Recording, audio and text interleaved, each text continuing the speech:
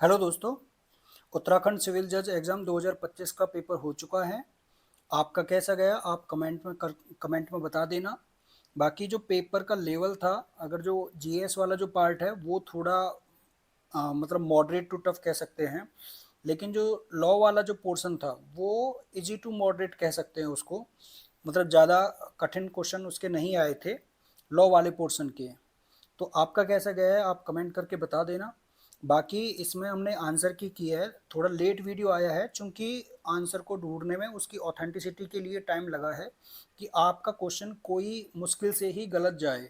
बाकी आंसर की से आप कमेंट करके बता सकते हैं देख के कि आपका कौन सा क्वेश्चन आपको लगता है कि ये सही नहीं है। बाकी क्वेश्चन की आंसर की को सही तरीके से बनाया गया है और ज़्यादा सटीक इसको बनाया गया है। बाकी आप जो है बता देना। तो शुरू करते हैं आंसर की को। जो पहले जीके के क्वेश्चन हैं उन्हें देखते हैं। पहला जो है क्वेश्चन, डायरेक्ट एक्चुअली वीडियो लंबी हो जाएगी तो हम देखते हैं कि क्वेश्चन के आंसर ही आंसर बता दें, और थोड़ा बहुत अगर कहीं रेफरेंस होगा तो उसको रेफरेंस को भी हम बताते चलेंगे। तो इसमें रेफरेंस के साथ में जो है हम देखेंगे। पहला क्वेश्चन है तटस्थता के संदर्भ में, इसमें आंसर है आपका ए और बी दोनों।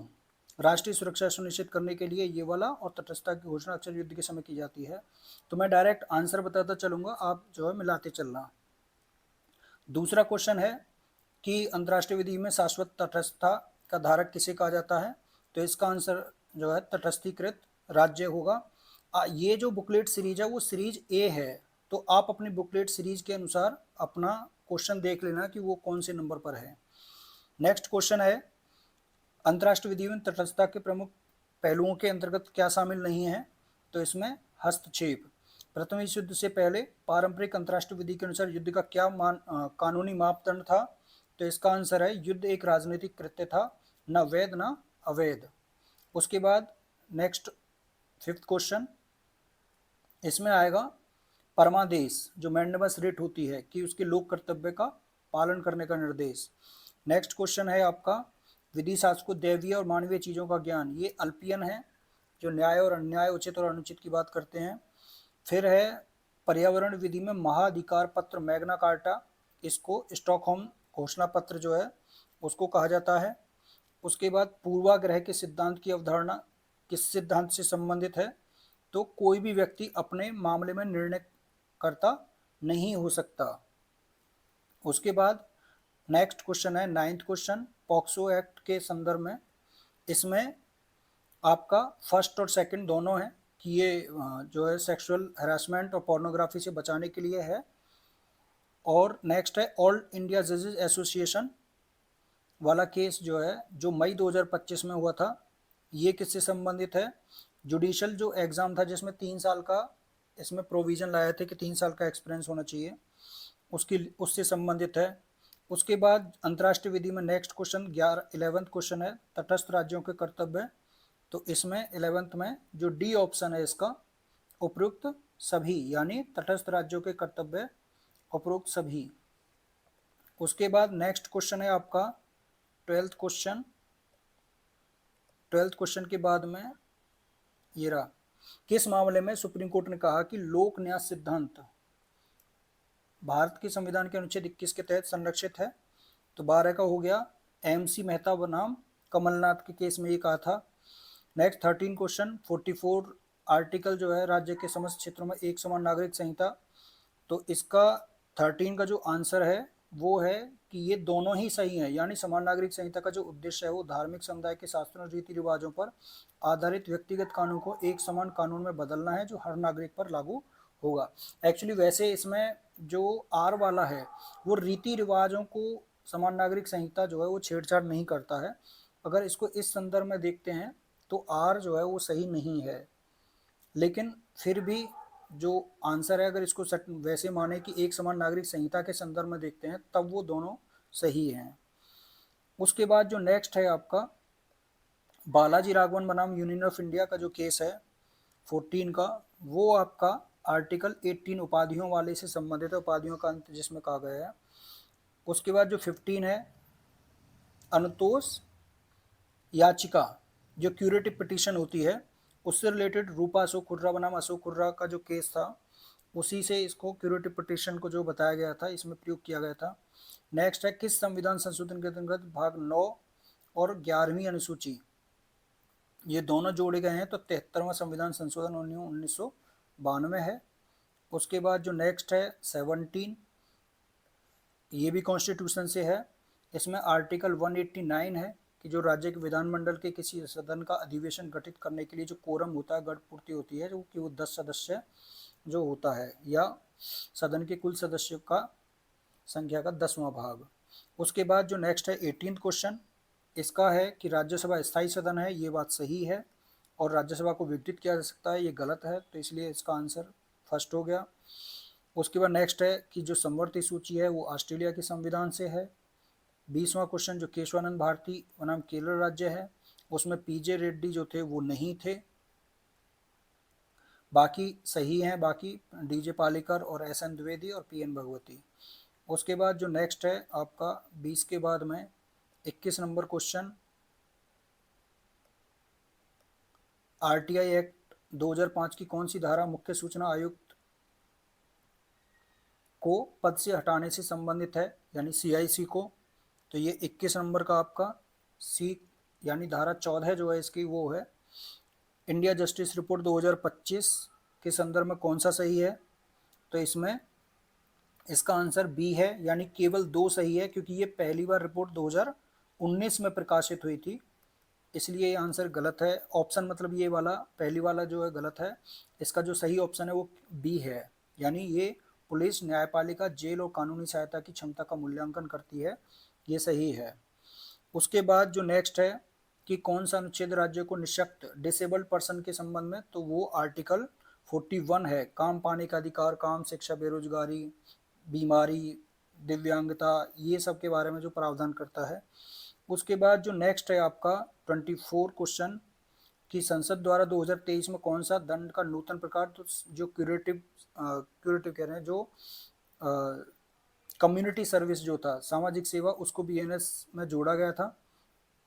उसके बाद तो इसका डी ऑप्शन हो गया 24 का। थ्योरी ऑफ लेजिस्लेशन, ये आपका जेरेमी बेंथम की बुक है। डिजिटल व्यक्तिगत डेटा संरक्षण अधिनियम 2023 यानी 26 क्वेश्चन, इसका जो जिम्मेदारी है डेटा संरक्षण का अनुपालन करने की, वो डेटा संरक्षण बोर्ड जो है उसकी है। उसके बाद प्रतियोगिता संशोधन अधिनियम 2023 है, ये OECD संगठन के सिद्धांत से प्रभावित है। उसके बाद 28 आता है आपका,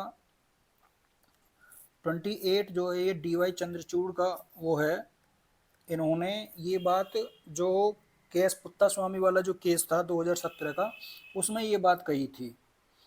उसके बाद जो नेक्स्ट है वो है आपका 29 क्वेश्चन कि एनजीटी जो है उसको एनजीटी एक्ट 2010 के अंतर्गत स्वतः संज्ञान लेने की शक्ति किसे है, किस मामले में कहा गया था कि सुप्रीम कोर्ट ने कि एनजीटी को जो है स्वतः संज्ञान लेने की शक्ति है, तो ये है म्यूनिसिपल कॉरपोरेशन ऑफ बॉम्बे बनाम अंकिता सिन्हा का केस है, ये 2021 का केस है। उसके बाद जो नेक्स्ट है वो है आपका कि सुप्रीम कोर्ट ने कहा कि महिला अधिकारियों को भी भारतीय सेना में स्थायी कमीशन, तो स्थायी कमीशन से संबंधित जो केस है वो सेक्रेटरी मिनिस्ट्री ऑफ डिफेंस बनाम बबीता पूनिया का केस है। कंफ्यूजन यहाँ पे हो रहा है कि union of India versus Babita Punia है या सेक्रेटरी मिनिस्ट्री ऑफ डिफेंस बनाम बबीता पूनिया है, तो सी वाला ऑप्शन इसका सही है। उसके बाद नेक्स्ट क्वेश्चन आता है आपका 31 क्वेश्चन, हम देखते हैं कि सरकार के उत्तराधिकार का आधार क्या है, तो ये निरंतरता का सिद्धांत है, यानी चाहे सरकार बदले राज्य का अस्तित्व निरंतर बना रहेगा, चाहे सरकार बदले या संविधान या शासक, लेकिन सरकार का उत्तराधिकार निरंतर बना रहता है। उसके बाद यूक्रेन बनाम रूस 2022 के मामले में इंटरनेशनल कोर्ट ने आदेश क्या दिया था, तो रूस को यूक्रेन में सैन्य अभियान तुरंत निलंबित करने का आदेश दिया था इसमें 2022 मार्च के टाइम पे इंटरनेशनल कोर्ट ने। उसके बाद जो नेक्स्ट आता है 33 कि जो स्टिम्सन थ्योरी है वो किससे संबंधित है, तो वो अमान्यता से संबंधित है। नेक्स्ट है 34 इंटरनेशनल कोर्ट के द्वारा जो सोमालिया वर्सेस केन्या का केस था उसमें सीमा का विवाद सुलझाया था, तो कौन सी सीमा थी वो? तो वो सीमा जो थी वो समुद्री सीमा थी, जो हिंद महासागर में सीमा विवाद था, उसी को लेकर ये केस सुलझाया गया था इंटरनेशनल कोर्ट के द्वारा। उसके बाद नेक्स्ट है 35। 35 का कह रहा है कि सामूहिक सुरक्षा और निशस्त्रीकरण से युद्ध रोकना और अंतर्राष्ट्रीय विवादों को वार्ता और मध्यस्थता से निपटाना किसका लक्ष्य था? तो ये राष्ट्र संघ का लक्ष्य था, क्योंकि ये प्रथम विश्व युद्ध के टाइम पे जो है तभी राष्ट्र संघ का लक्ष्य हुआ था, वर्साई की संधि से राष्ट्र संघ का जो गठन हुआ था, तब ये फेल हो गया था, तब संयुक्त राष्ट्र संघ का गठन हुआ था द्वितीय वर्ल्ड वॉर के बाद में। 36 का कि कौन इसमें मैचिंग पूछा है कि कौन इसमें सही नहीं है, तो इसमें सीधा सीधा सिंपल है कि नाटो है, अटलांटिक जो आता है इसमें, ए का मतलब अटलांटिक होता है। उसके बाद 37 है कि डीआर कांगो वर्सेस युगांडा के मामले में इंटरनेशनल कोर्ट ने मुआवजे के बारे में क्या निर्णय दिया था? तो ये आपका 325 मिलियन का जो मुआवजा था वो देने का इसमें इंटरनेशनल कोर्ट ने आदेश दिया था कि युगांडा से डीआर कांगो को जो है देना है, उसको बांटा था कि भाई 225 मिलियन उसकी मुआवजे के लिए, 40 मिलियन उसकी जो है जो संपत्ति को जो क्षति हुई थी उसके लिए, इस तरह से में डिवाइड था कि 60 मिलियन जो है वो प्राकृतिक संसाधन का जो दोहन हो गया उसका नष्ट हो गया उनके लिए, ये इसमें दिया गया था युगांडा को ऑर्डर। उसके बाद जो नेक्स्ट है 38 नंबर कि कौन से कथन इसमें से सही हैं? तो इसमें जो बी ऑप्शन है आपका कि सभी कथन इसमें सही हैं, यानी राष्ट्रसंघ का गठन प्रथम विश्व युद्ध के बाद हुआ था और संयुक्त राष्ट्र का जो गठन है वो सेकेंड वर्ल्ड वॉर के बाद हुआ था, ये मतलब सारे ही कथन जो है वो सही हैं। उसके बाद 39 है, मैचिंग पूछ रहा है, तो जो ये वाला मैचिंग है ये गलत है, बाकी आंसर इसका जो फर्स्ट और थर्ड हैं ये मतलब दोनों मैचिंग हैं, फर्स्ट सेकंड वाला मैच नहीं है, तो ये इसका ऑप्शन हो जाएगा सी। उसके बाद नेक्स्ट क्वेश्चन है आपका 40 नंबर, महासभा किस आधार पर किसी देश की संयुक्त राष्ट्र की सदस्यता समाप्त कर सकती है?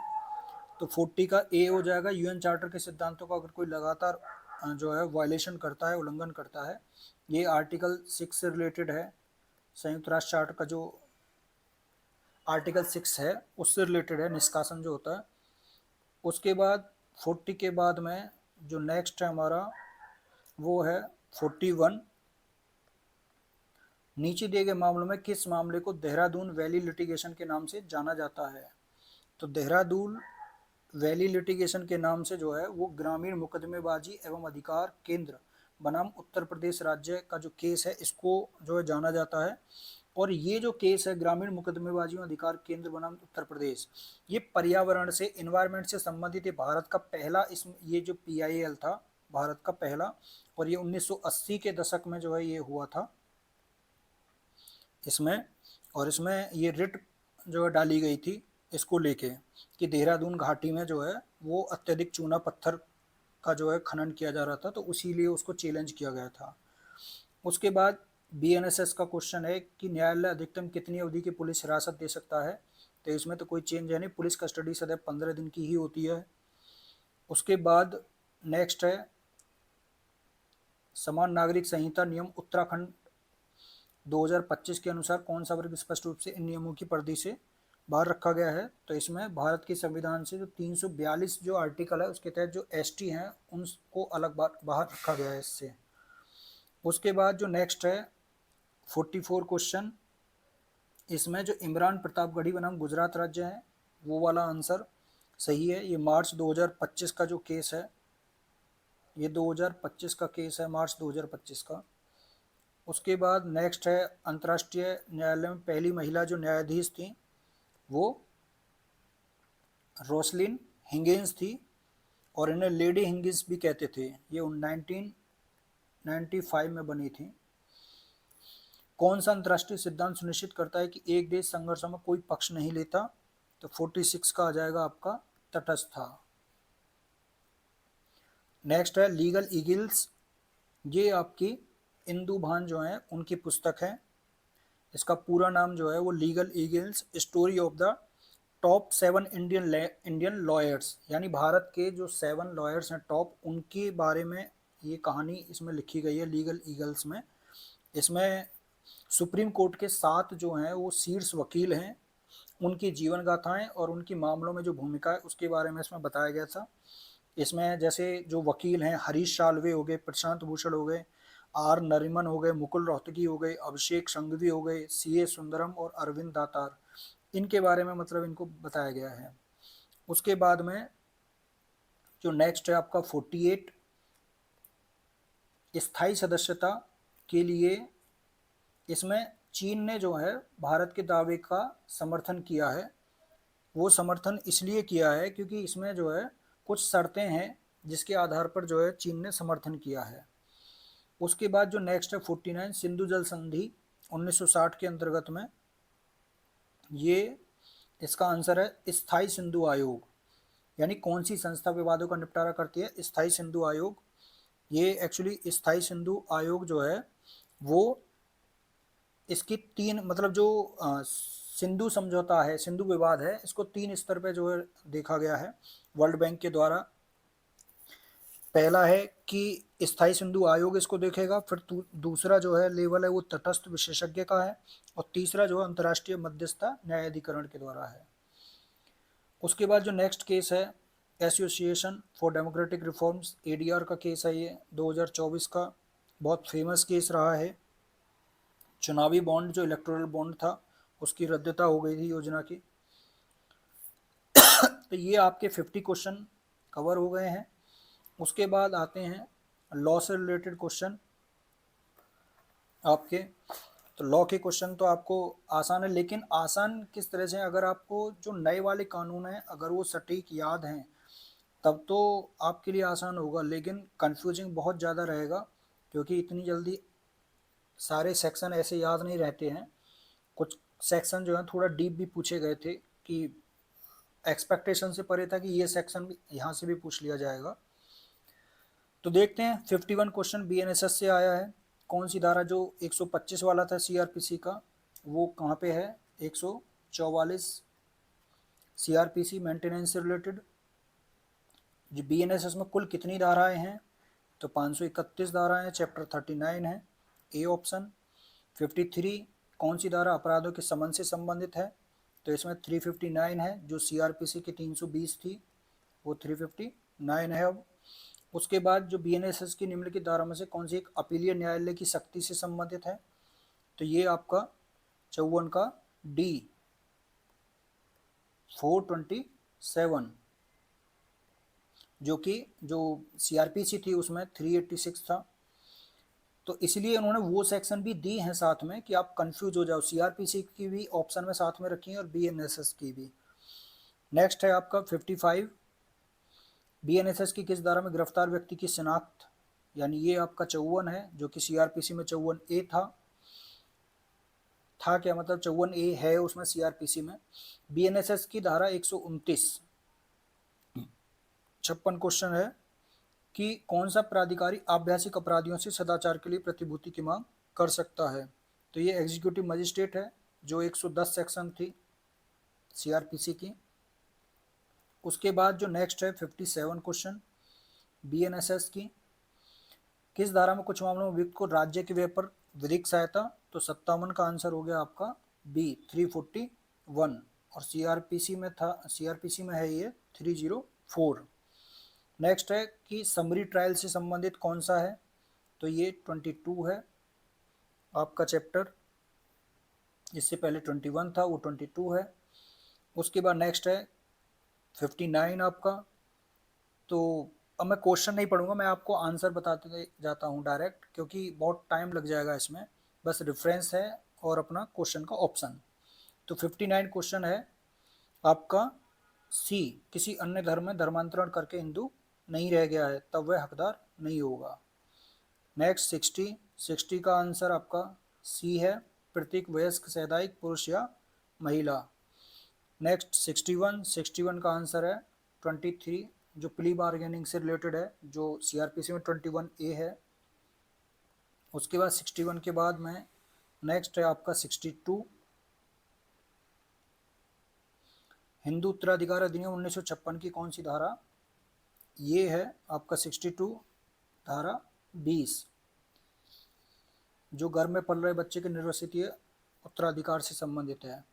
नेक्स्ट 63 आपकी, इसका 21 वर्ष पुरुष की न्यूनतम आयु विवाह के लिए, ये सेक्शन 5 है आपका हिंदू मैरिज एक्ट का।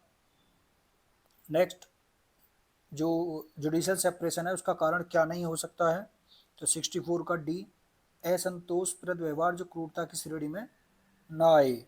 जब क्रूरता ही नहीं होगी तो फिर वो जुडिशियल सेपरेशन नहीं होगा। उसके बाद में 65 में 13B में ये 1 साल होता है इसका, 1 साल या उससे अधिक, तो न्यूनतम अलगाव की अवधि जो है 1 साल होती है। उसके बाद नेक्स्ट है आपका 66 आपका जुए से उत्पन्न जो ऋण होगा उसके लिए उसका कोई दायित्व नहीं होगा उसके लिए।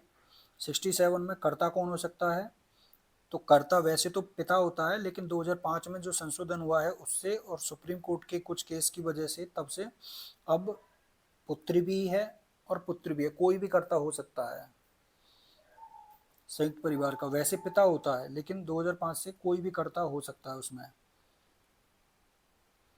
उसके बाद जो नेक्स्ट है हिंदू विवाह अधिनियम 1955 के तहत विवाह की उम्र सीमा को प्राप्त करने से पहले किए गए विवाह, तो इसमें ना तो वो शून्य होते हैं ना ही शून्य करणीय होते हैं, जबकि उन्हें कराने वाले जो होते हैं उन्हें दंडित किया जाता है।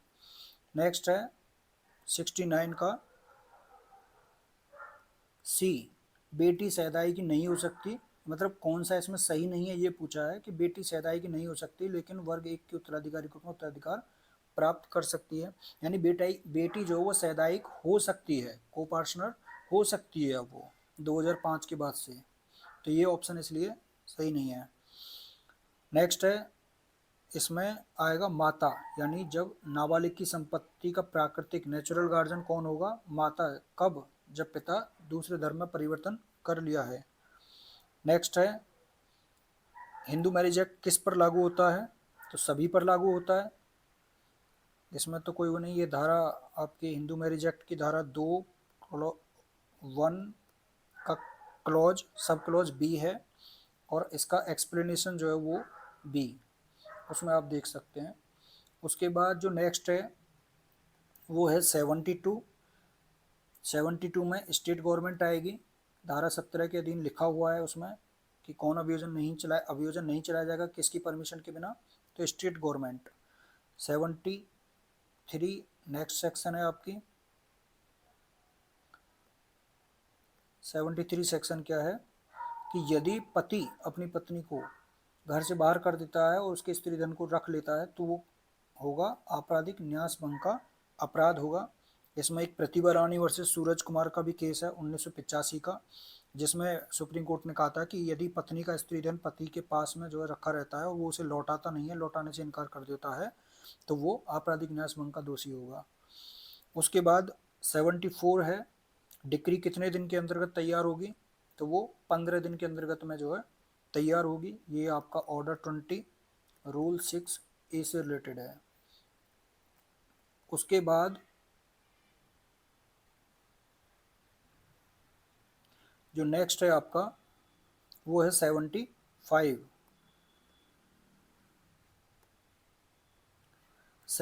में इसमें आपको 149 जो सीपीसी की सेक्शन है जो न्यायालय शुल्क की कमी को पूरा करने की शक्ति के बारे में 149।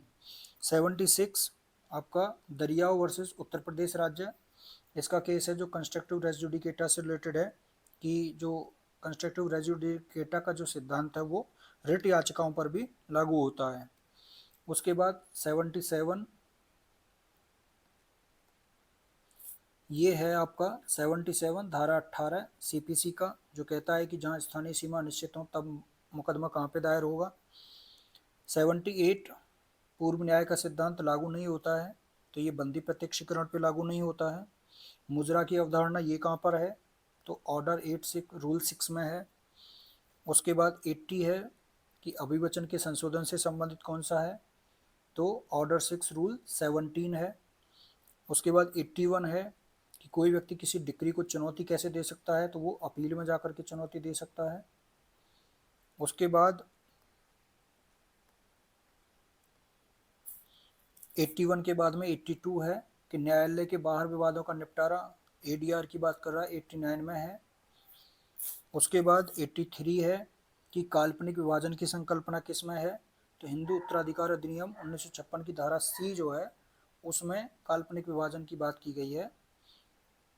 इनमें जो है काल्पनिक विभाजन की बात जो है वो पार्शली तरीका से है, लेकिन जो काल्पनिक विभाजन की संकल्पना वो धारा 6 से रिलेटेड है। उसके बाद नेक्स्ट है 84। 84 आपका रिलेटेड है वाद पत्र से, कि वाद पत्र में क्या नहीं होता है, तो प्रतिवादी द्वारा जो मांगा गया धन होता है वो इसमें नहीं होगा।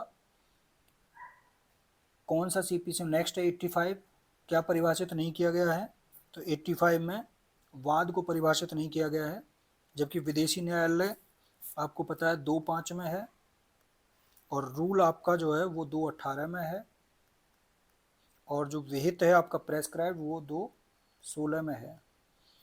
उसके बाद गार्निशी को सूचना 86 आपका ऑर्डर 21 रूल 46A में है। उसके बाद 87 है कि जो धारा 115 है कि कौन सा एक हाईकोर्ट के द्वारा पुनरीक्षण में सुने जाने के लिए आधार नहीं है, तो 87 पे जहाँ पे अपील की जा सकती है वहाँ पुनरीक्षण नहीं हो सकता। उसके बाद नेक्स्ट है 88। 88 आपका जो इंटरप्लीडर सूट होता है, अंतर्विवाची वाद जो है वो धारा 88 ए ऑप्शन इसमें सही है। फिर धारा 107 अपीलीय न्यायालय की शक्ति कौन सी नहीं है, तो 89 का नियम बनाने की शक्ति उसमें नहीं है 107 में। उसके बाद 90 है निर्धन व्यक्ति का वाद जो है वो ऑर्डर 33 है। उसके बाद 91, तो 91 आपका 6% है, ये धारा सेक्शन 34 में है। उसके बाद 92 आता है आपका मैचिंग से रिलेटेड क्वेश्चन है, सिंपल है, सेक्शन बेस है सीपीसी का। 92 का सारे ही इसमें मैच हैं। उसके बाद पैतृक संपत्ति के दायित्व से संबंधित सेक्शन 53 सीपीसी की। उसके बाद 94 का जो केस है, इसमें केस पूछा है कि जो प्रिलिमिनरी डिक्री होती है, प्रारंभिक डिक्री, उससे संबंधित केस कौन सा है, तो ए और बी दोनों ही इसमें रिलेटेड हैं, तो इसका आंसर हो जाएगा सी। 1995 के ही केस हैं दोनों ही, केवल मतलब शंकरलाल बनाम चंद्रकांत और ये वाला भी।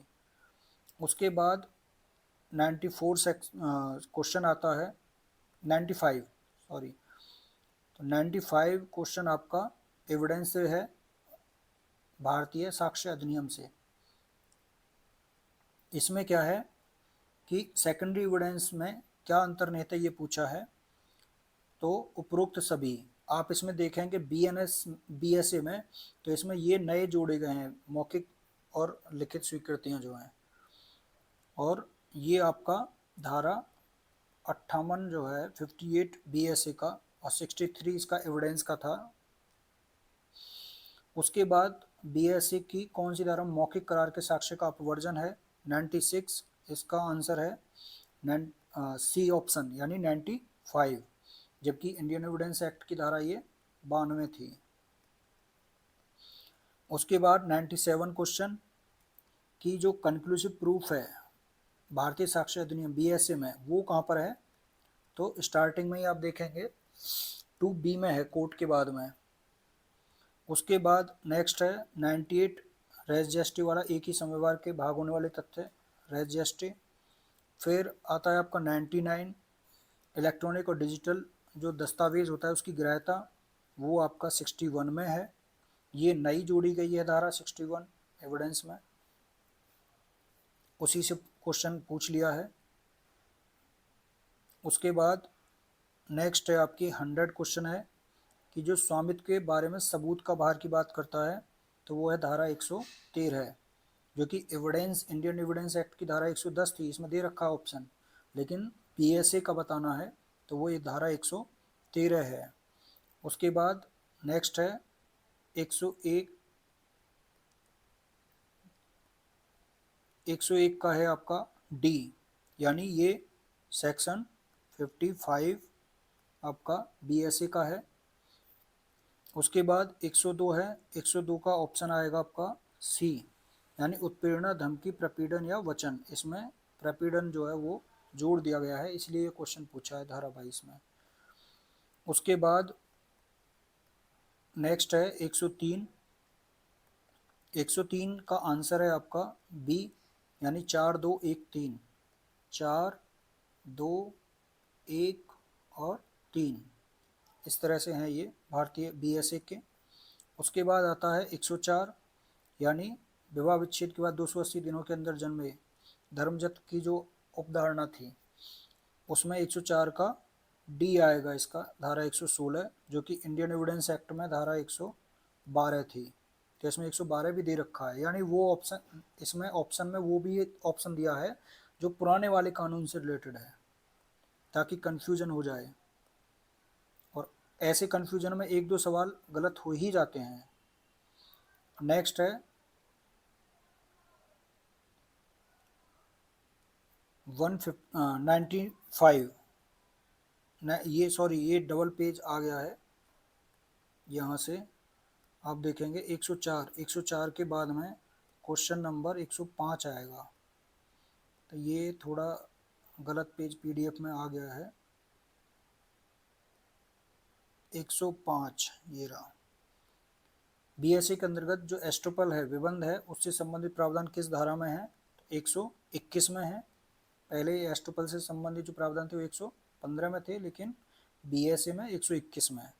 106 है सह अपराधी से संबंधित, तो इसका आंसर होगा सी, यानी धारा 138, जो कि 133 से थी इंडियन एविडेंस एक्ट में, तो इसका सही आंसर है 138 सी ऑप्शन।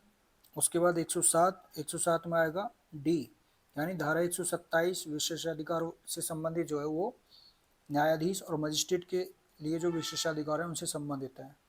उसके बाद 108 है कौन साक्ष्य नहीं दे सकता, तो इसका जो प्रश्नों को समझने से निवारित है वो साक्ष्य नहीं दे सकता, बाकी ये अक्षम नहीं है इस कारण से तो ये साक्ष्य दे सकते हैं।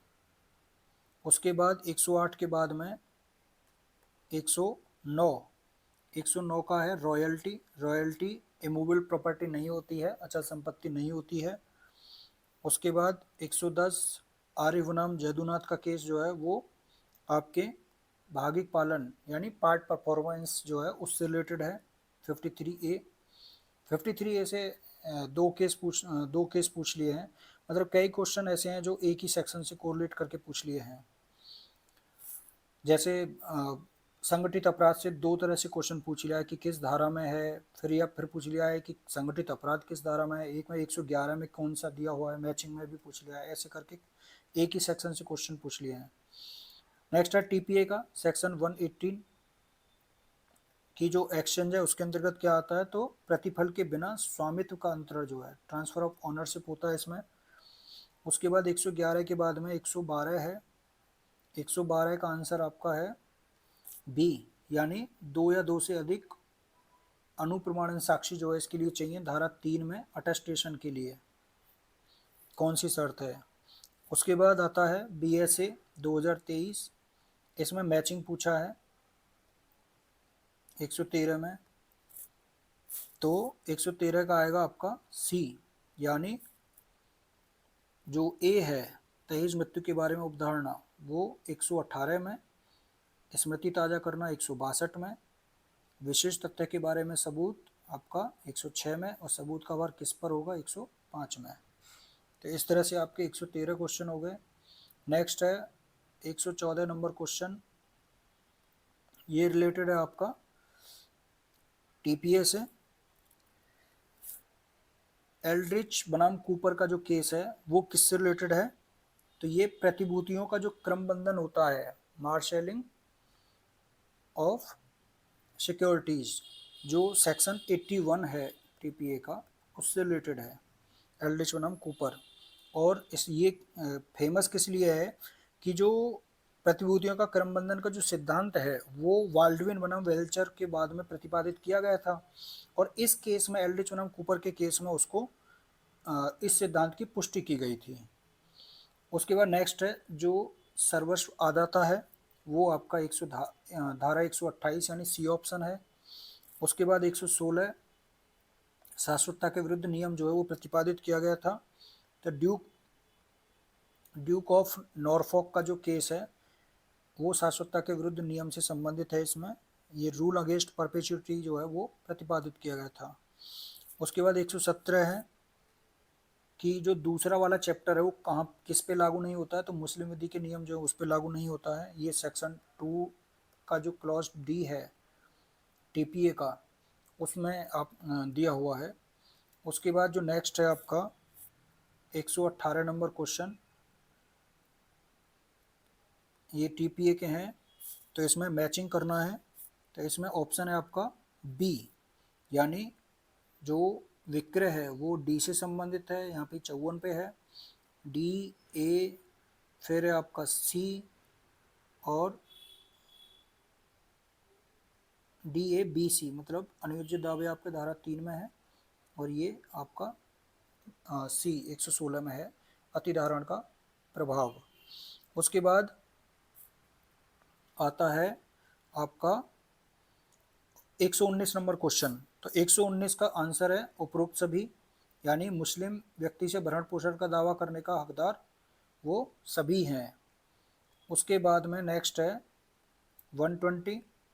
120 का आंसर होगा डी, वैध वक्फ के लिए कौन सी आवश्यक शर्त है, तो मुस्लिम द्वारा बनाया जाना चाहिए, संपत्ति शाश्वत समय के लिए समर्पित और धर्मार्थ उद्देश्य के लिए। उसके बाद 121 हक शुफा का अधिकार, तो ये आपका ए ऑप्शन है इसमें, यानी जब अजनबी को होती है तभी जो है वो उसके लिए मांग कर सकता है संपत्ति खरीदने के लिए। 122 प्रबोध कुमार बनाम दंतवारा टी कंपनी का जो केस है वो आपका धारा एक जो 53A है टीपीए की, भागिक पालन जो पार्ट परफॉर्मेंस से रिलेटेड है उससे रिलेटेड है। उसके बाद 122 के बाद में आता है क्वेश्चन नंबर 123 123, ये आपकी मुस्लिम लॉ से इसमें है कि मुस्लिम व्यक्ति को दी शरीयत प्रयोग अधिनियम 1937 कहाँ लागू नहीं होता है, तो वक्फ पे लागू नहीं होता है, बाकी वसीयत हिबा और इन पे लागू होता है, वक्फ पे लागू नहीं होता है। उसके बाद 124 सुन्नी विधि के अनुसार उत्तराधिकारी की श्रेणी में कौन नहीं आता है, तो जो पुत्र का पुत्र होता है, पौत्र जो वो नहीं आता है। मुतवल्ली कौन होता है, तो 125 का डी, कोई नहीं होता। मुतवल्ली संपत्ति की रक्षा करने वाला जो है धर्मार्थ के लिए उसके लिए होता है, ये काम नहीं होते मुतवल्ली के। उसके बाद 126 तीन तलाक शिया और सुन्नी के किन में है, तो ये हनफी से रिलेटेड है। और मुस्लिम विवाह विच्छेद अधिनियम 1939 के अंतर्गत किन आधार पर एक मुस्लिम पत्नी अपने पति से तलाक ले सकती है, तो ये सभी आधार उसके हैं। उसके बाद आता है 128 128 है आपका सी, यानी 1/3 जो हिस्सा है वो दिया जा सकता है वसीयत द्वारा। उसके बाद 129 है कि एक विवाह की बिना साक्षी की संविदा वो अनियमित होती है सुन्नी विधि में, लेकिन शून्य नहीं होती है। उसके बाद आता है 130 नंबर, इसमें है बी ऑप्शन, एम के पिता को संपत्ति का कब्जा जाएगा। उसके बाद 131 ए ऑप्शन इसका सही है। उसके बाद 131 के बाद में 132 नंबर क्वेश्चन, इसका ऑप्शन आएगा सी, यानी पति का 4 वर्षों से कोई अता पिता नहीं होना है और पति 4 वर्ष की अवधि तक उसको भरण पोषण करने से मना कर देता है, तब भी मतलब दोनों ही कंडीशन में वो विघटन की डिक्री ले सकती है। उसके बाद 133 मेहर से संबंधित वाद जो है वो गोहर बेगम बनाम सुगी उर्फ नजमा का वाद है। उसके बाद जो नेक्स्ट है सुन्नी विधि के तहत वैध निकाह के लिए शर्त, वो है उपरोक्त सभी, यानी स्थायी निषिद्ध की अनुपस्थिति वो भी होनी जरूरी है, कि मतलब जो क्लोज रिलेशन है उनमें शादी नहीं होनी चाहिए, 2 पुरुष गवाहों की उपस्थिति भी ज़रूरी है और मेहर का भुगतान भी जो है ज़रूरी है, वो किसी भी तरीके से हो, चाहे आप वचन दो पहले से ही या फिर अनपेड और पेड वाला जो मेहर होता है। उसके बाद नेक्स्ट है आपका 135 यानी 135 क्वेश्चन। ये है आईपीसी से है कि जो धारा 100 है उसमें जो 7वां वाला क्लॉज है वो किससे जोड़ा गया था, तो वो जो 2013 का संशोधन था उसके द्वारा जोड़ा गया था। ये है आपका 136। इसका आंसर है आपराधिक अभित्रास, धमकी दे रहा है, इसका जो आप आईपीसी का सेक्शन है 503 उससे रिलेटेड है। उसके बाद 137 क्वेश्चन का आंसर है अधिकतम सजा इसमें आजीवन कारावास है, ये धारा 122 है। उसके बाद 138 सिक्का और सरकारी स्टाम्प से संबंधित चैप्टर 12 है। उसके बाद 139 बेईमानी कहाँ पे है, तो ये धारा 24 में है। उसके बाद एकांत परिरोध से संबंधित 73 74 हैं। उसके बाद मैचिंग है, इसमें 2 1 4 3 जो 2 1 3 2 1 4 और 3 ऐसे करके हैं। उसके बाद 142 इसका आंसर आपका एक्सटॉर्शन में जाएगा, उद्यापन में। ये सेक्शन 383 जो है उसका इलस्ट्रेशन है। उसके बाद 143 है, 143 का सी ऑप्शन 141 में विधि विरुद्ध जमाव जो है उसकी परिभाषा दी गई है। 144 144 में जो घोर उपपत्ति है आईपीसी में वो 320 में है। उसके बाद 145 में क्या कर रहा है, वो गृहवेदन कर रहा है, दीवार तोड़ के जा रहा है। 145 के बाद में नेक्स्ट है आपका 146 जो कि आईपीसी से कोरिलेट है। इसमें क्या है कि किन धाराओं में मृत्युदंड का प्रावधान है, तो वो दिया हुआ है 146 का ए ऑप्शन यानी 302 194 121 और 132। उसके बाद 147 अलग से एक अपराध के रूप में उपबंधित नहीं किया गया है आईपीसी में, तो चोरी के लिए जो प्रयास है अटेम्प्ट ये 511 में है, तो इसको वैसे चोरी का प्रयास कहीं दिया हुआ नहीं है, बाकी इनका जो है दिया हुआ है। उसके बाद मानहानि के पूछे हैं कि जो एक्सेप्शन उसमें जो दिए हुए हैं 148 में वो कितने दिए हुए हैं, तो 10 एक्सेप्शन है। उसके बाद धारा 80 इंडियन एविडेंस एक्ट की वो किससे रिलेटेड है, तो वो आपका साक्ष्य के अभिलेख के तौर पर की गई दस्तावेजों के बारे में अवधारणा से संबंधित है। उसके बाद 150 है आपका बी ऑप्शन, उसके पति और संबंधी ने उसके प्रति क्रूरता की है, तो ये उसमें जाता है, क्योंकि 7 वर्ष के बाद नहीं है, इसमें 7 वर्ष से पहले होना चाहिए विवाह के, तो इसलिए ऑप्शन बी आएगा। उसके बाद आता है 151, तो 151 का आप आंसर है जो सूचक प्रश्न है, लीडिंग क्वेश्चन है, वो 141 में दिए हुए हैं। 152 है आपका केस पूछा है कि Robins versus national trust company वाला जो केस है वो आपका सबूत के बाहर से रिलेटेड है, जो 101 में दिया हुआ है इंडियन एविडेंस एक्ट में। उसके बाद में जो शपथ पत्र है वो साक्ष्य नहीं होता है। उसके बाद 154 आपका इसका आंसर है 64 यानी सी ऑप्शन जो सेकेंडरी एविडेंस को डिफाइन करता है। उसके बाद सॉरी ये गलत लग गया है, इसका आंसर जाएगा फिर 155 का 3 बी ऑप्शन यानी 63 में है।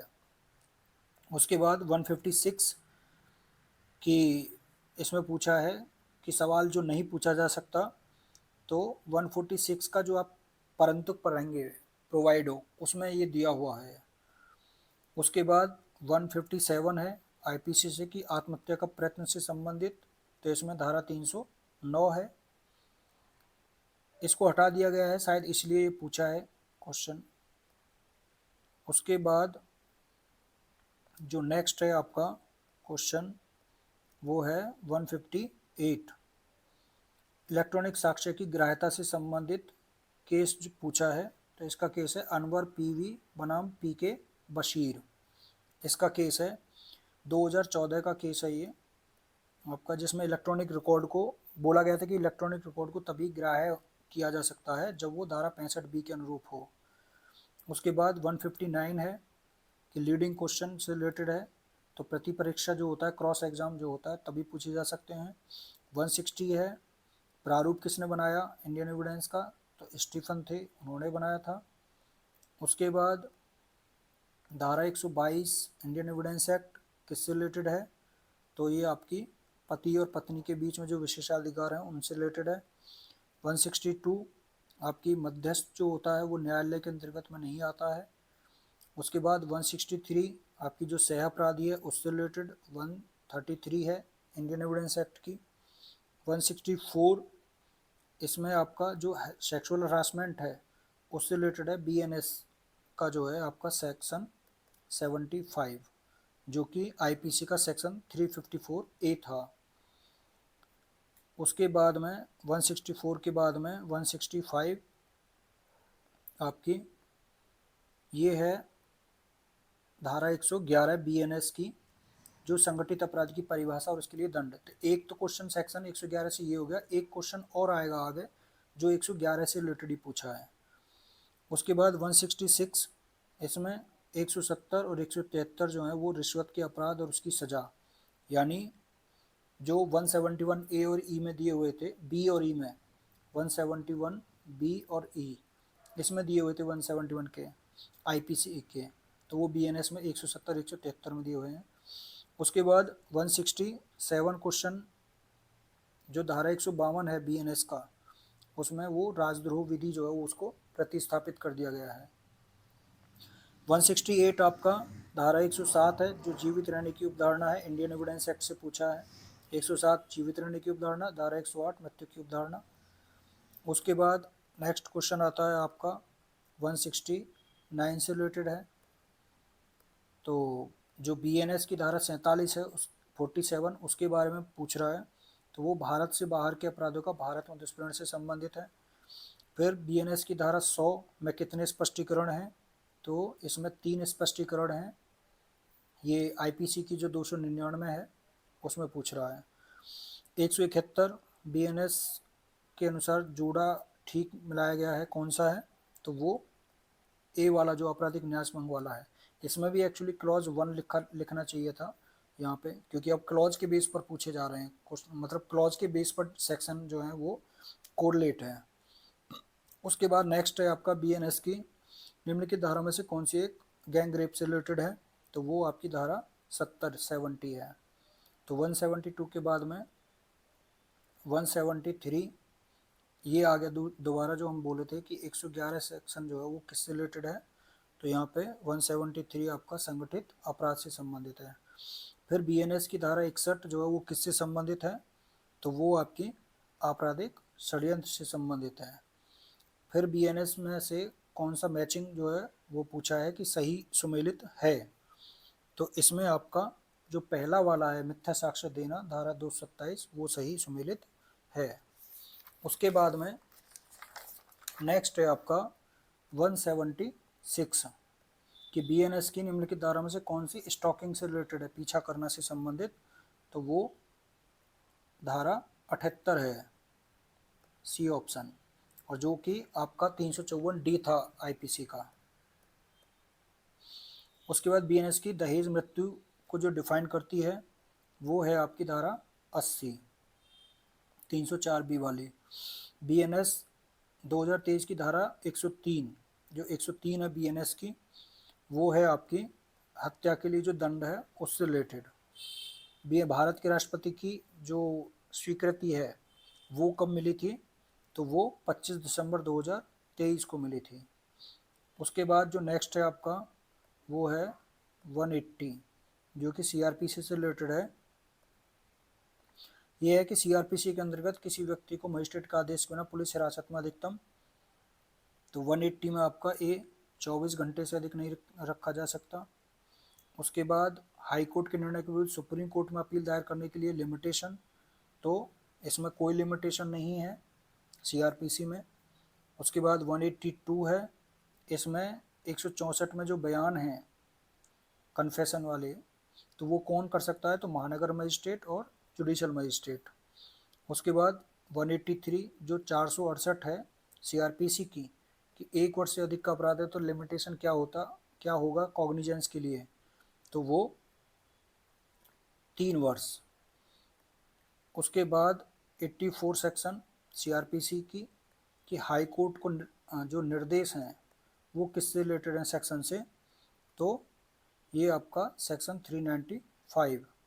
उसके बाद सीआरपीसी की धारा 439 जमानत का अधिकार क्षेत्र किसको है, तो ये आपका दोनों को है, हाई कोर्ट को भी और कोर्ट ऑफ सेशन को भी। उसके बाद 86 की जो चैप्टर 29-30 हैं दोनों को ही पूछ लिया है क्रम से कि कौन कौन से हैं, तो वो अपील और रेफरेंस और रिवीजन। इसमें रिव्यू है ही नहीं सीआरपीसी में, चैप्टर नहीं है, एक जगह आता है बस। उसके बाद में एक सेक्शन में 362 सेक्शन आप देखेंगे। उसके बाद में 187 है कि पूछ रहा है कि इनको बढ़ते हुए क्रम में डेफिनेशन क्लॉज हैं ये, तो डेफिनेशन क्लॉज में पूछ रहा है कि कौन सी पहले है कौन सी बाद में है। 187 में तो जो बी क्लॉज है इसका कि भाई पहले बेलेबल ऑफेंस की डेफिनेशन आएगी, फिर चार्ज की, फिर कॉग्निजेबल ऑफेंस की, फिर कंप्लेंट की सीआरपीसी में। उसके बाद 188 पूछ रहा है कि कौन सा मैचिंग नहीं है, तो वो विशेष कार्यपालक मजिस्ट्रेट धारा 19 में नहीं है। उसके बाद 189 मजिस्ट्रेट को तलाशी का वारंट जारी करने का अधिकार किस धारा में है, तो ये धारा 93 सर्च वारंट वाली। उसके बाद नेक्स्ट है आपका 190, तो 190 आपका रिलेटेड है सीआरपीसी से कि कौन सी धारा साक्षी पर डाक द्वारा समन से संबंधित है, तो इसका आंसर आएगा 69। उसके बाद 191 है आपकी कि पुलिस वारंट के बिना गिरफ्तार कर सकती है, सीआरपीसी का सिंपल है 41। उसके बाद 192 साक्षी की भावभंगिमा धारा 280 192 का सी। उसके बाद 193 कि परिवाद का खारिज किया जाना किस सेक्शन में है, तो धारा 203 सीआरपीसी। उसके बाद जो नेक्स्ट है 194 बीएनएसएस, इसके अंतर्गत जो अभियोजन निदेशक है उसके रूप में नियुक्ति के लिए पात्रता पूछ रहा है, तो वो 15 वर्ष का जो अनुभव है अधिवक्ता के रूप में वो होना जरूरी है। ये धारा आपकी 20 का क्लॉज 2 का ए वाला जो पॉइंट है वो है। उसके बाद बीएनएसएस की धारा कौन सी धारा कहती है कि गिरफ्तारी संहिता गिरफ्तारी के लिए उपबंधों के अनुसार ही की जाएगी, तो ये आपका 62 जो कि 60 ए था आपका सीआरपीसी का। उसके बाद में 196 बीएनएसएस से पूछा है, टाइम पूछा है इसमें बीएनएसएस में, तो इसमें टाइम जोड़ दिया गया है, तो वो होता है 60 दिन, इसमें नया जोड़ा गया है। और ये आपका रिलेटेड है सेक्शन 251 251 बीएनएसएस का और 228 आपका सीआरपीसी का। उसके बाद 197 है किन परिस्थितियों में एंटिसिपेटरी बेल नहीं दी जा सकती, तो जमानती अपराध में नहीं दी जा सकती, अजमानती अपराध की आशंका जब होती है तो तभी दी जा सकती है। उसके बाद तो इसमें ये वाला ऑप्शन है 197 में। 198 में आपका पूछ रहा है कि तलाशी और जब्तीकरण की प्रक्रिया की वीडियोग्राफी मोबाइल फ़ोन द्वारा भी की जा सकती है, तो किस धारा में, 105 में बीएनएसएस में, ये आपकी नई जोड़ी गई है इसमें 105। उसके बाद आता है 199 कि मजिस्ट्रेट द्वारा दोष मुक्ति के आदेश के खिलाफ अपील कौन दायर कर सकता है, तो 199 का जो ऑप्शन आएगा मामले का परिवादी हाई कोर्ट की विशेष अनुमति से। जो इसमें कन्फ्यूजन क्या है कि कन्फ्यूजन ये है कि जो तीसरा वाला ऑप्शन है या तो ये वाला ऑप्शन है जो सही है, लेकिन इसके अनुसार जो दे रखा है, लेकिन अगर आता डायरेक्ट ही के दोष मुक्ति के आदेश के खिलाफ अपील, तब फिर ये भी बन जाता है, क्योंकि जो 372 है सीआरपीसी का और बीएनएसएस का 413 है, इसका जो परंतुक है वो कहता है कि कोई भी पीड़ित है वो दोष मुक्ति के आदेश के खिलाफ या दोष सिद्धि के आदेश के खिलाफ मतलब अपील कर सकता है, तो आदेश से व्यतीत कोई भी व्यक्ति कर सकता है अपील। लेकिन अगर इसमें देखें कि जो इसका 378 जो दोष मुक्ति के स्पेशल जो दे रखा है, दोष मुक्ति के आदेश के खिलाफ अपील 378 सीआरपीसी और 419 378 419 बीएनएसएस का, 378 सीआरपीसी का। तो इसमें दिया है कि हाई कोर्ट जो है वो स्पेशल परमिशन दे सकता है कंप्लेनेंट को। तो यहाँ पे ये भी सही है, तो आप देखेंगे तो ये भी सही है। अगर इसके हिसाब से देखें तो ज़्यादा सटीक ये वाला है, बी ऑप्शन। उसके बाद जो नेक्स्ट है आपका लास्ट क्वेश्चन है कि फरार व्यक्ति की संपत्ति की कुर्की कौन सी धारा में दिया हुआ है सीआरपीसी में, तो वो धारा 83 यानी ए ऑप्शन इसका सही है। तो ये आपके 200 क्वेश्चन हैं, ये आपके 200 क्वेश्चन के आंसर आप मिला लेना। आपके मतलब ज़्यादा सटीक बनाया गया है, फिर भी एक दो क्वेश्चन अगर कहीं आपको लगता है तो आप कमेंट में लिख के बता देना कि आपको किस क्वेश्चन पे डाउट है। फिर ऑब्जेक्शनेबल क्वेश्चन कोई अगर होंगे तो उनको नेक्स्ट वीडियो में हम लेके आएंगे। इसके बाद में आपको कट ऑफ की और बात थी कि कट ऑफ कितनी है जा सकती है, मतलब तो पेपर जैसा गया है, जैसा बता रहे हैं कि इजी है, लेकिन देखो उत्तराखंड में पोस्ट जो है वो कम ही आती हैं। ऐसा नहीं है कि पोस्ट जो है ज़्यादा आती हैं, जबकि वहाँ पे जो कट ऑफ है वो 145 तक भी गई है। यहाँ पे देखो 2019 वाली जो वैकेंसी है इसमें टोटल पोस्ट 15 थी, लेकिन कट ऑफ यहाँ पे जो जनरल की है वो 145 तक भी गई है। उसके बाद में ऐसे ही बाकी जो कैटेगरी है उनकी भी आप कट ऑफ देख सकते हैं। तो ये 2019 की टोटल 15 पोस्ट थी। कैंडिडेट इस बार भी कम थे, क्योंकि पोस्ट जब कम होती हैं तो कैंडिडेट कम ही अपीयर होते हैं। उसके बाद जो 2021 की कट ऑफ है, यहाँ पे भी पोस्ट 13 थी, और जो कट ऑफ थी यहाँ पे वो हाई गई थी, 168 गई थी। टोटल पोस्ट 13 थी। अब इसमें से 13 में से भी आप डिवाइड कर लीजिए कि जो जनरल की हैं वो कितनी पोस्ट हो जाएंगी, तो उतनी पोस्ट के लिए इतनी कट ऑफ गई है। इस तरह से आप देखते हैं कि जो जहाँ पे 8 ही पोस्ट हैं तो वहाँ पे कितनी कट ऑफ जा सकती है। तो वैसे तो मानना ज़्यादा ही कट ऑफ जाएगी, लेकिन फिर भी इतना जो है नहीं जा सकती है मेरे हिसाब से।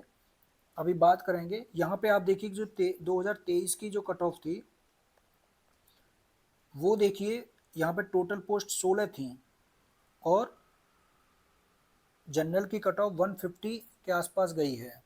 तो आपने 3 साल का देखा आपने कि 2019, 2021, 2023 इसमें कट ऑफ।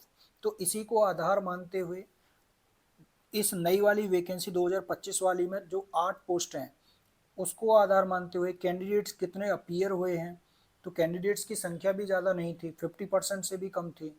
उसके बाद में पोस्ट भी कम है, पेपर इजी है। तो कई गणित इसमें लग रहे हैं कि पोस्ट जो है वो कम है, अपीयर कम हुए हैं, लेकिन वैकेंसी कम है। तो वैकेंसी कम होना कट ऑफ को बढ़ा देता है, लेकिन अपीयर कम होना और पेपर का इजी होना बढ़ा देता है कट ऑफ को, और कैंडिडेट जो है वो कम होना घटा देता है। तो इस आधार पे फिर भी जो कट ऑफ है वो 165 प्लस माइनस 3 ये है कि 168 तक आपकी जो कट ऑफ है वो अभी भी यहीं रह सकती है, क्योंकि जो पहले जो 50 क्वेश्चन है जीके वाले वो आसान नहीं है। तो जो आप सोच रहे हो कि 170 30 क्वेश्चन वहाँ से, तो 30 क्वेश्चन तो वहीं से निकल जाएंगे, क्योंकि वहाँ 50 में से 20 क्वेश्चन 25 क्वेश्चन मैक्सिमम जो है लोग गेन करेंगे वहाँ से। उसके बाद में जो बाकी के आपके क्वेश्चन है 150, उसमें से भी आपके कम से कम इतना मान ही लीजिए कि 20 क्वेश्चन तो कम से कम गलत होंगे ही होंगे। तो जो जनरल का कट ऑफ है वो इतना जाएगा। बाकी आप कट ऑफ देख सकते हैं, जो अनरिजर्व उत्तराखंड की जो फीमेल हैं उनकी कट ऑफ, उसमें अंतर इतना ही रहता है। ईडब्ल्यूएस की cut off 150 plus minus 3, SC की cut off 130 plus minus 3, OBC की cut off 160 plus minus 3, OBC की जो उत्तराखंड की वीमेन है उनके लिए 160 प्लस माइनस 3। उसके बाद एससी की जो उत्तराखंड की वीमेन है उनकी 105 प्लस माइनस 3। एसटी की जो कट ऑफ है वो 120 प्लस माइनस 3, और जो पीडब्ल्यूडी हैं जो दिव्यांगजन है उनकी 75 प्लस माइनस 3। तो ये इतना एक्सपेक्टेशन है। देखो कम भी हो सकती है, ज़्यादा भी हो सकती है। ये जो कट ऑफ है वो आ रही है आपकी 162 से लेके 168 के बीच में। तो देखो 165 से नीचे तो मुश्किल ही है, तो इसको -3 तो मानना बिल्कुल ही गलत है, क्योंकि 165 से ज़्यादा ही जाएगी। तो ये जो कट ऑफ है यानी 165 से ज़्यादा ही जाएगी, तो 168 तक इसका जो प्रोबेबिलिटी है 165 से 168 तक वही प्रोबेबिलिटी है। तो ये कट ऑफ है। बाकी आप अपना जो रिव्यू है वो बता देना कमेंट में। तो इस तरह से पूरा पेपर आपने सॉल्व कर लिया है। आप मैच भी कर लेना, कौन सा क्वेश्चन पे आपको ऑब्जेक्शन लग रहा है वो भी बता देना। Okay, thank you so much.